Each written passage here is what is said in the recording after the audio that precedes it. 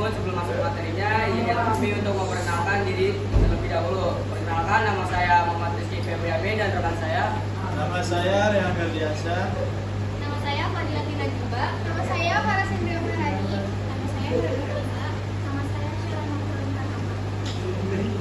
Baik, kita langsung masuk ke materi yang pertama, yaitu ada pengertian puisi yang akan dijelaskan oleh Fadila Tina.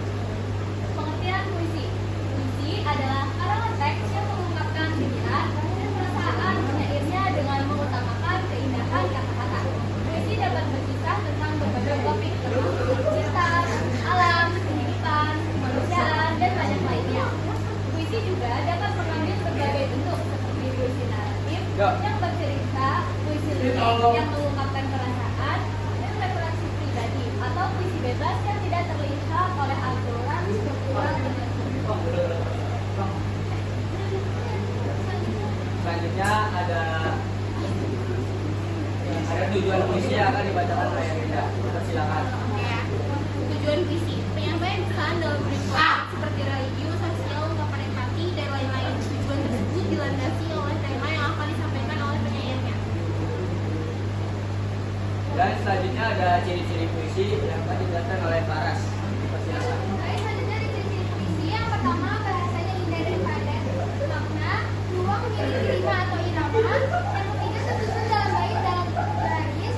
Yang keempat mengandung perasaan dan imajinasi sinergis.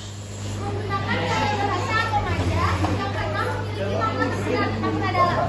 Baik, terima kasih Faras. Dan selanjutnya ada jenis puisi yang akan dibacakan oleh saya sendiri. Pertama, puisi lama. Puisi yang terikat oleh aturan seperti juga garis, rima, dan juga irama.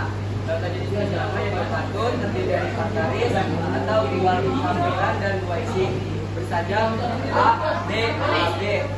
Buridam terdiri dari 2 baris. Baris pertama sebab, baris kedua akibat. Yang ketiga syair. Tiap bait 4 garis bersajam A, sebuah isi tidak ada sampiran. Yang keempat ada talibun, mirip pantun tapi lebih dari 4 garis, jumlahnya barisnya kita. Yang kedua ada puisi baru, puisi yang tidak terikat oleh aturan apa, bebas dalam bentuk dan gaya bahasanya. Pengarangnya juga dikenal modern. Contoh jenis puisi baru yaitu balada, bercerita tentang seseorang atau peristiwa, biasanya ada tokohnya.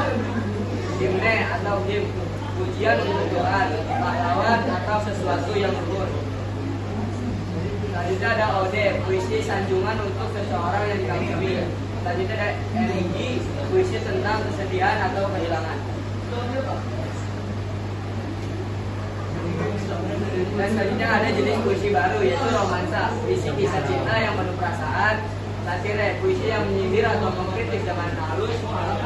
Epigram berisi nasihat atau pelajaran hidup.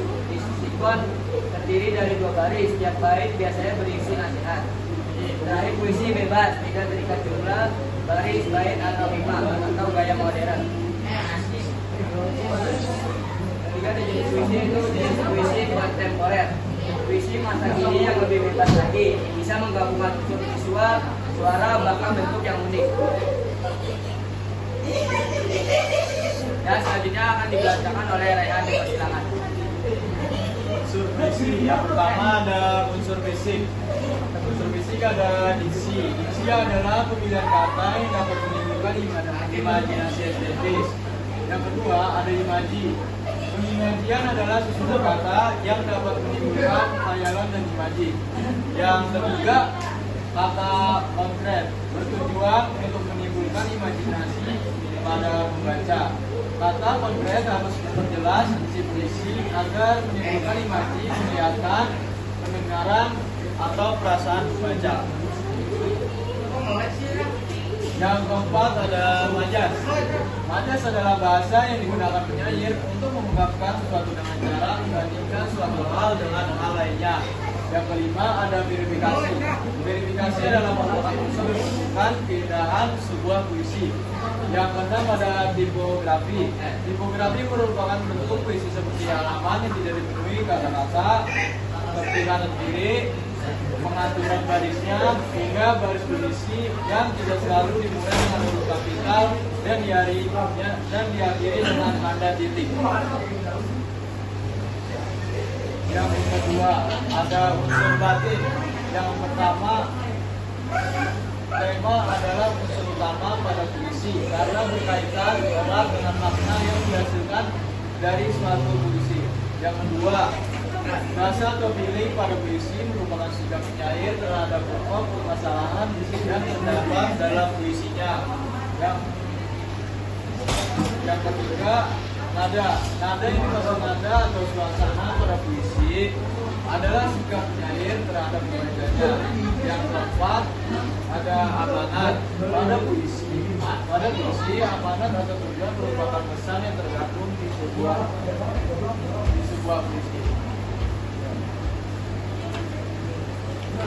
Baik, terima kasih Rehan sudah membacakan puisi. Dan selanjutnya ada puisi yang akan dibacakan perbuatan. Puisi dibagi menjadi dua. Pertama, batin dan seksi. Batin adalah untuk penggambaran puisi yang tidak tanpa langsung atau tidak. Menurut kata-katanya, batin puisi meliputi tema, amanat, dan sikap penyair. Seksi adalah untuk pembangunan atau campur dalam bentuk suasana kata-katanya.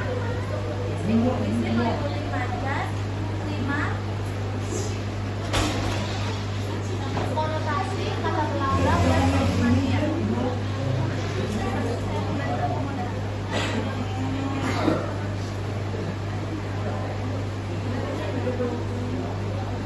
Baik, mungkin cukup sekian presentasi kami hari ini. Jika ada kurangnya mohon maaf. Assalamualaikum warahmatullahi wabarakatuh.